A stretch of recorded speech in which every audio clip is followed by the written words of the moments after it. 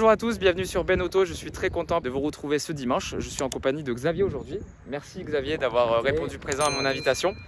Je tiens aussi à remercier Maxime de nous avoir mis en contact, Maxime de Voitures de Collection. Aujourd'hui, on vous présente une Porsche qui est assez rare sur nos routes parce que c'est un modèle qui a été longuement boudé. Parce que les vrais puristes de la Porsche, pour eux, ils ne jurent que par le 911. C'est la voiture d'ailleurs qui a failli briser cette belle histoire. Mais avant tout, Xavier, présente-toi en quelques mots. Écoutez, moi c'est ma première ancienne. Ouais. J'ai toujours eu des véhicules récents. Et puis c'est un véhicule que j'aimais. Je suis un des rares à pas aimer la 911. Ah ouais. Et là, tu vas te prendre Porsche, les foudres de guerre. Voilà, je vais me prendre des remarques. Soyez sympa, soyez sympa avec lui. Je sais pas ce qu'il cherche là, mais c'est pas bon ça. La bagarre. La 928, je l'ai toujours énormément aimée, spécialement les S4, les GT et les GTS, donc les derniers modèles. Ouais. Et j'ai eu l'occasion de me séparer de mon véhicule précédent. C'était un Mercedes, c'était un CLA Shooting Brake ouais, ça n'a rien à voir. En essence, donc ça n'a absolument rien à voir. Et j'ai eu cette opportunité d'acheter ce véhicule dans une teinte aussi bien intérieure qu'extérieure relativement peu commune. Config très originale, elle me rappelle, je disais à Xavier tout à l'heure, elle me rappelle beaucoup la S2000 de Rudy qu'on avait filmé il y a quelques semaines sur la chaîne. Bleu foncé pour l'intérieur, bleu très clair pour l'extérieur, donc ça me rappelle beaucoup sa voiture. Pour commencer la vidéo, on va parler du modèle de la 928. La 911 était un petit peu vieillissante à cette époque-là, donc on est en 1977 pour le lancement de production de cette voiture-là. Le design, il est juste, c'est Anatole Lapine qui a designé cette voiture. Elle a été un petit peu aidée en soufflerie aussi, hein. C'est l'une des premières voitures qui a été designée mi par l'homme, mi par la soufflerie. D'où son design qui est intemporel, hein, parce qu'elle a eu une très longue carrière jusqu'en 1995.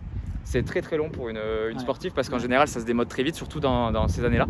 On est à peu près à 61 000 exemplaires. On est à... Entre 1600 et 1700 pour la GT. Voilà, donc ça c'est un modèle GT, donc c'est la S4 en fait qui a été restylée en 86 et la GT est sortie en 89.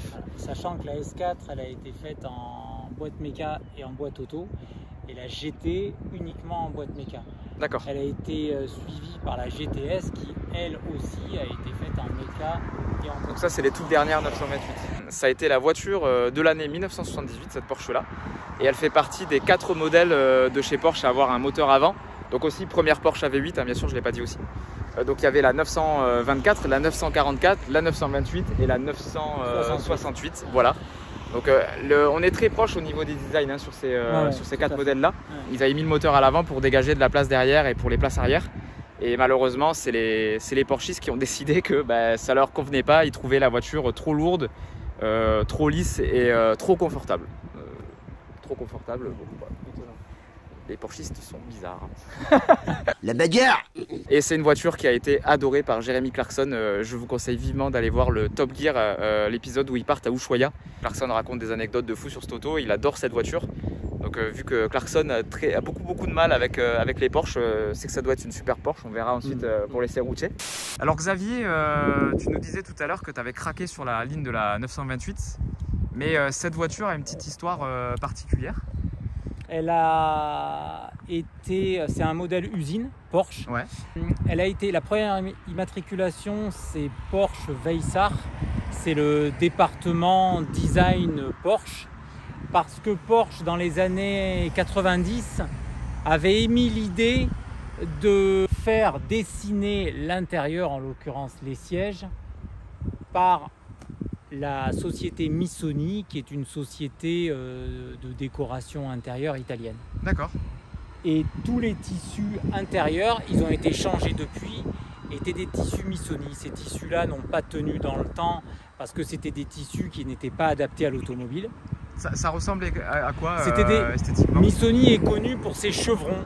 C'était des chevrons. Alors, l'intérieur était en chevron blanc et noir et l'extérieur était bleu comme vous pouvez le constater ici. Ça devait être magnifique. Et il y a eu beaucoup de 928 équipés comme ça ou c'était la seule. C'était la seule. Dommage du coup que l'intérieur n'ait pas résisté. Ouais. La première à avoir été équipée d'un cuir bleu complètement complet, sur tout le tableau de bord, les portes et le ciel de toit. On vous montrera tout à l'heure quand on fera l'habitacle. C'est dommage du coup que les tissus d'origine n'aient pas résisté dans le temps parce que ça faisait un modèle unique. Tout à fait. Alors le précédent propriétaire avait essayé de contacter la société Missoni Pour les faire refaire. pour les faire refaire, mais bon, ça n'avait pas été possible. D'accord. Le tissu, vous allez voir, Ouais, ils ont repris les logos Porsche. Voilà, ils ont repris les logos Porsche. C'est un tissu, on va dire, entre guillemets, classique. Standard, ouais. Voilà. D'accord. Donc la sellerie a été refaite récemment, du coup, d'après ce qu'on comprend. La sellerie est neuve. La ok. sellerie est neuve. Ouais. Donc la teinte, est-ce que tu as le nom de la teinte pour ceux qui se demandent ou pas? C'est peut-être alors, marqué dans le la seuil de teinte, porte, ouais. C'est marqué Hellblow métallique. Hellblow métallique. Ça rend super bien. On est sur un bleu qui fait un petit peu bleu-violet lavande, qui est très très clair. Je sais pas Ça s'il y dépend a énormément de la de la lumière. Là, en fait, la lumière est relativement forte et on a une teinte, je dirais, plutôt bleu métallisé. On la verrait presque, Ouais, on voit beaucoup de presque paillettes. grise. Exactement. Ouais. On va passer à l'arrière direct. Alors, on va faire les choses à l'envers. Aujourd'hui, on fait d'abord l'avant. Donc, ça lui donne quand même un sacré popotin. Ça a déjà un cul énorme, ces voitures, je trouve. Ouais, c'est vrai, et, c'est vrai. c'est une voiture, tu disais tout à l'heure, qui a jamais été repeinte. Non, il y a une aile à l'avant qui a été repeinte, Ouais. mais sinon la peinture, elle est d'origine. J'espère que les images rendront super parce qu'elle est dans un état Elle a exceptionnel, cette 32 voiture. ans. Bientôt. 32 ans et combien de kilomètres elle a? Elle a 125 000 km. Moi, ce que j'aime beaucoup dans cette voiture, c'est le côté un peu pointu du nez qu'on peut retrouver sur des modèles comme la BMW série 8. Exactement. Ouais. Certaines Ferrari qui sont très décriées, pourtant que moi j'aime beaucoup, la 308 GT4. En GT, ouais, c'était des 2+2 d'ailleurs à l'époque. Oui, c'est les deux plus. Ouais. C'est vrai qu'elle a vraiment ce design-là. Elle a l'air déjà rapide sans rouler, quoi. Et ce qui est rigolo aussi, je l'ai vu tout à l'heure, c'est que quand les passagers arrière sont assis, il doit y avoir un petit bout de tête qui dépasse dans vraiment l'arrière du carreau, quoi. Exactement. On voit Et les c'est sièges pour arrière. ça- Et c'est pour ça qu'ici, vous allez voir, derrière l'appui-tête, ici, on a un pare-soleil arrière. Ah ouais, carrément. Ouais.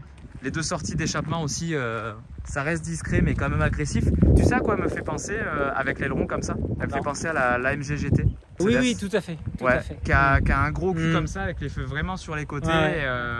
Mais la qui est MG tout GT, arrondi. elle est gigantesque à côté de ça. Ah oui, c'est une toute petite voiture. Hein. Parce que celle-là, moi, par rapport à mon CLA, elle fait une quinzaine de centimètres de moins en longueur. On s'en rend plus compte à force. Hein. Ah ouais. Ouais. On va passer à l'avant. Est-ce que tu peux nous ouvrir les phares? Parce que j'adore la cinématique d'ouverture des feux. Ça, c'est quelque chose. Les pop-up, c'est typiquement phare années 80. Et là, pour une fois, en fait, c'est pas caché, en fait. Ah, c'est génial. Voilà. Franchement, rien que ça. Moi, je trouve que ça fait un peu œil de grenouille. Mais c'est trop marrant parce que, comme je disais, en général, dans les années 80, c'était pour cacher les phares. Ouais. Et là, sur la 928, les phares sont vraiment à plat, en fait, et ils ressortent. Les phares sont à plat.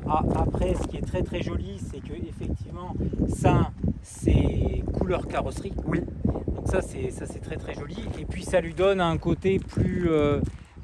Il y a un côté requin quand les phares sont rentrés, Ouais. et un côté grenouille quand les phares sont sortis. C'est vrai que ça fait. Ça fait c'est une assez face bien. avant ultra rigolote en fait et elle change complètement le look Ouais, avec les elle phares change ouverts, le look, c'est ouais. fou. Hein. Alors ce qui se cache là-dessous, donc du coup c'est la première Porsche avec un V8. Hein. Maintenant il y en a énormément avec les Panamera, les Cayenne, etc. etc. Donc l'architecture là-dessus, on est sur du 5 litres. Voilà, de ils ont terminé à 5 litres 3 avec la GTS.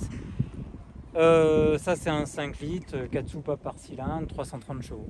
Voilà, il fait 380 Nm de couple, je crois, de souvenir.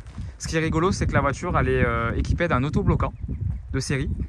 Donc ça, c'est bien sympa. Je sais que le moteur, le V8, il avait été downsizé dans les années fin 70 par rapport à la crise pétrolière. Ouais. Il était passé en 4,5 litres, il me semble que c'est ça. Oui, c'est ça. Et ils ont, il fait dans les 270, 280 voilà. chevaux. il me Et semble. après, ça allait beaucoup mieux forcément. Alors ils ont repassé le V8 en 5 litres, parce que cette voiture-là était sortie en 5 litres de base. Ouais. Voilà, c'est un 4960 cm3, un truc comme ça, mais bon, on va partir sur le 5 litres. Et putain, il est neuf ce moteur aussi, il est comme la voiture en fait.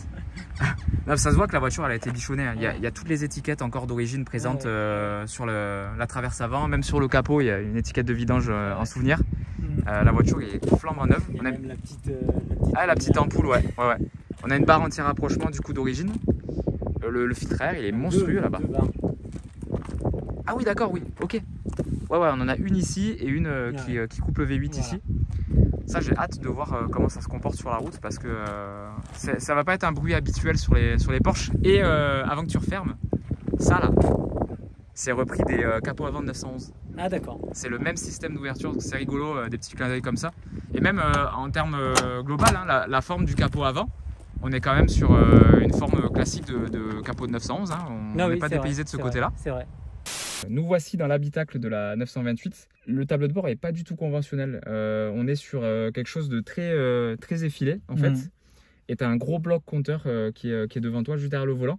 Donc tu disais tout à l'heure, je trouve ça magnifique. On a tout est bleu. Voilà. Au tableau de bord, qu'est-ce qu'on a du coup comme tableau de bord, il y a la pression d'huile, il y a la température d'eau, il y a l'indicateur de charge batterie et puis après un ordinateur de bord qui est relativement succinct. Mais c'est déjà bien hein, dans les années. Cette voiture-là, elle est de quelle année précisément? 1990. 90, d'accord. Et par contre, bon, tous les sièges sont électriques. Ouais. Ce qui est très agréable, c'est qu'on est mieux assis que dans mon CLA. On est très bien assis. Les sièges sont d'un confort les sièges sont fabuleux. Incroyables. Ouais. Et moi, j'ai eu l'occasion de faire des parcours relativement longs. Et c'est vrai que les sièges sont à la fois enveloppants, à la fois un peu mous. Oui. Et c'est vrai que c'est très très reposant pour le dos notamment. Donc on a une boîte 5 mécanique aussi. Vitre électrique. C'est quoi le petit commodo qui est sous les essuie-glaces? Ça, c'est le régulateur de vitesse. Il y a même le régulateur de vitesse là-dedans. Régulateur de vitesse, là il y a une boîte à gants. À l'arrière, il y a une grande boîte à gants également. Ah ouais, on a 2 rangements. Puis évidemment, ici, la petite boîte à on gants. a des rangements ouais. dans les portes. Elle est très logeable. Et ce qui est agréable, c'est qu'en fait, en rabattant les 2 sièges arrière, on arrive à faire une espèce de plancher plat. Ah ouais, du coup, tu as un coffre énorme comme un break quoi. Voilà. Je vois aussi qu'on a des haut-parleurs, des enceintes partout. Il devait y avoir un bon système audio d'origine. Tout ça, ça va changer parce que je vais faire changer l'autoradio. Tu vas moderniser un petit peu. Et puis je vais moderniser effectivement, ça va ressortir quelque chose de correct quoi. Alors calmos les puristes. Hein. La bagarre. Xavier dit qu'il veut passer en audio plus récent, mais tu me disais que tu cherchais vraiment un poste qui fasse ancien. Voilà, qui fasse ancien, pas quelque chose qui dénature complètement la planche de bord. Je veux pas avoir un immense écran qui soit en permanence ici. Ouais. Oui, ça rimerait à rien. Bon, bah écoute, je pense qu'on a tout dit pour l'intérieur. Maintenant, on va aller vraiment rouler, parce que j'ai vraiment envie de rouler cette voiture. Bah, c'est parti.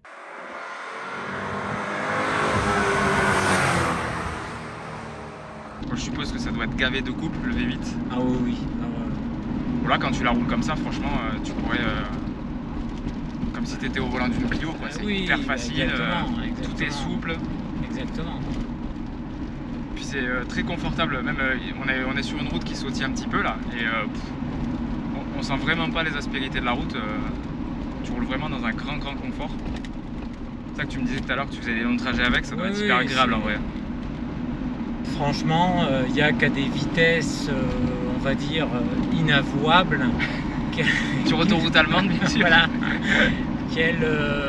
Qu'on a l'impression qu'elle saute un peu. Mais sinon, c'est franchement d'un grand confort. Puis là, au niveau bruit, tu vois, on n'entend rien. Très silencieux. On sent vraiment que c'est typé GT. Hein. T'as pas de, comment dire, la direction, en plus d'être souple, je dirais pas qu'elle est floue, c'est que c'est une direction conventionnelle dans un sens où tu sens pas que la route est cabossée ou percée. Ça filtre pas mal. Voilà, c'est filtrant. Voilà, c'est ça, ouais. Puis on sent pas la vitesse, c'est un truc de dingue. En fait, là, je suis toujours sur la 4e où t'as assez de couple. T'as pas besoin de jouer des vitesses pour même quand t'es bas dans les tours, tu t'appuies, ça repart direct. C'est très agréable. C'est vraiment une caisse que t'as envie de rouler longtemps. Oui, exactement. Et là, on a un tracteur. C'est bon, il se gare. C'est peu courant chez nous, le tracteur. Allez, c'est parti. Ah oui. Et ça marche, hein. Ouais. Il se passe quelque chose à partir de 3500 tours. Oui, exactement. 3500 tours, ça commence à se déchaîner. Je dirais pas que c'est creux un peu avant, mais tu sens vraiment la puissance qui arrive à ce régime-là. Ouais. C'est hyper intéressant. 4000 même. Ah. Oui, le V8 en fait il chante que quand tu lui demandes quoi.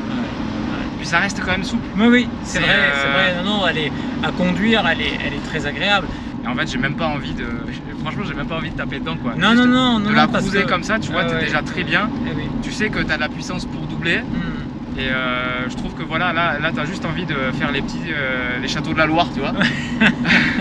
Domaine de maître qui excite encore tant les convoitises d'un peuple qui ne peut pas comprendre que la monarchie a besoin.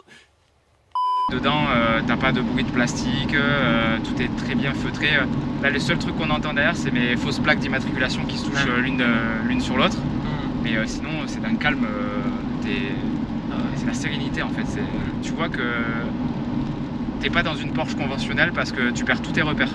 Déjà, le fait d'avoir la clé de contact à droite au lieu d'à gauche, t'as pas les 5 compteurs derrière le volant. Après, le volant reste similaire. Ouais. La commande de boîte aussi parce que parce que ça c'est un volant classique Porsche que tu retrouves. Oui, ça t'avais sur dans les 911. Ouais. La première en bas aussi dans les 911. Ouais, tout à fait. Mais tout le reste c'était dans littéralement une autre ambiance et puis ça sonne pas comme une Porsche quoi. D'avoir le logo Porsche et entendre un V8 qui gueule, c'est pas. Même si aujourd'hui t'as beaucoup de Porsche en V8, mais pour l'époque je pense que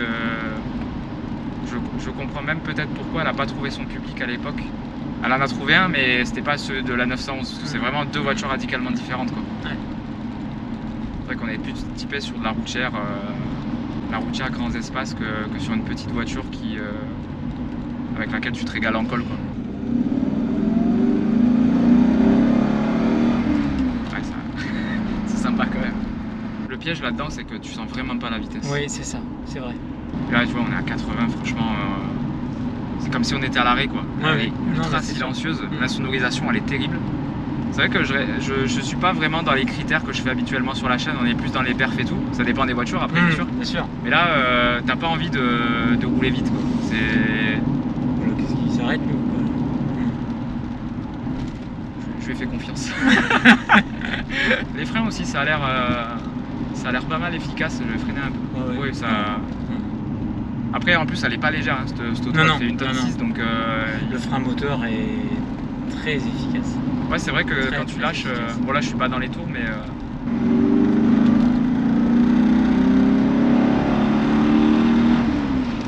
Ouais, c'est vraiment sympa. C'est déjà la fin de cette vidéo, merci à tous de l'avoir regardé. Xavier, encore merci d'être venu et d'avoir répondu à mon invitation et de m'avoir permis de rouler avec ta belle auto. Si vous voulez faire comme Xavier et proposer vos voitures, il y a une adresse mail qui s'affiche en bas de l'écran et que je mets aussi dans la description. On ne sait jamais, hein, si des voitures d'intérêt bien sûr, ne m'appelez pas pour des Golf TDI. Je vous invite aussi à lâcher un pouce bleu et un commentaire, ça m'aide beaucoup pour le référencement des vidéos et surtout à vous abonner à la chaîne, hein. On est de plus en plus nombreux, je vous remercie grandement. Et moi je vous dis à dimanche prochain pour une prochaine vidéo, prenez soin de vous et Xavier merci encore à toi. Avec plaisir, merci à tous. À la prochaine. Au revoir.